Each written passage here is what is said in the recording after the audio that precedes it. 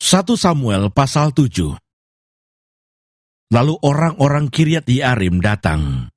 Mereka mengangkut tabut Tuhan itu dan membawanya ke dalam rumah Abinadab yang di atas bukit.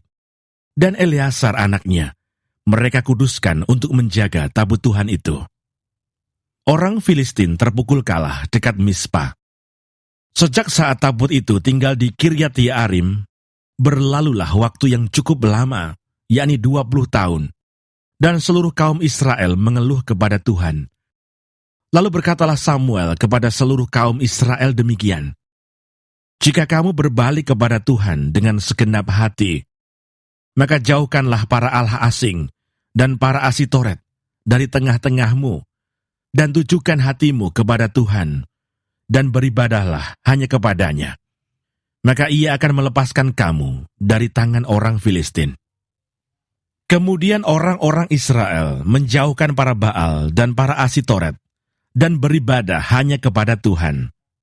Lalu berkatalah Samuel, "Kumpulkanlah segenap orang Israel ke Mispa, maka aku akan berdoa untuk kamu kepada Tuhan." Setelah berkumpul di Mispa, mereka menimba air dan mencurahkannya di hadapan Tuhan. Mereka juga berpuasa pada hari itu dan berkata di sana, "Kami telah berdosa kepada Tuhan." Dan Samuel menghakimi orang Israel di Mispa. Ketika didengar orang Filistin bahwa orang Israel telah berkumpul di Mispa, majulah raja-raja kota orang Filistin mendatangi orang Israel.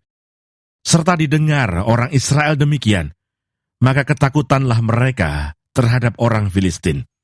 Lalu kata orang Israel kepada Samuel, "Janganlah berhenti berseru bagi kami kepada Tuhan, Allah kita, supaya ia menyelamatkan kami dari tangan orang Filistin itu." Sesudah itu Samuel mengambil seekor anak domba yang menyusu, lalu mempersembahkan seluruhnya kepada Tuhan sebagai korban bakaran.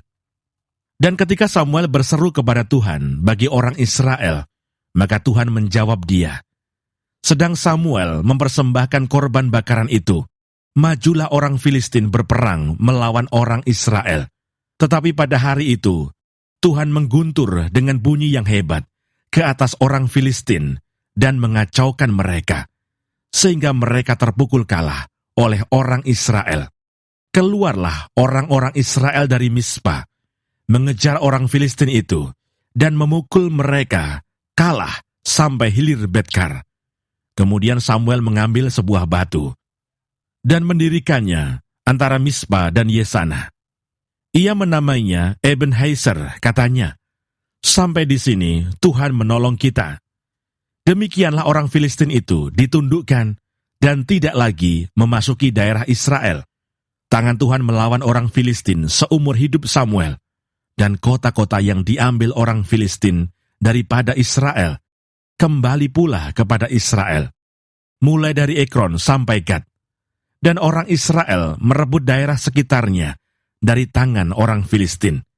Antara orang Israel dan orang Amori ada damai. Samuel sebagai hakim. Samuel memerintah sebagai hakim atas orang Israel seumur hidupnya.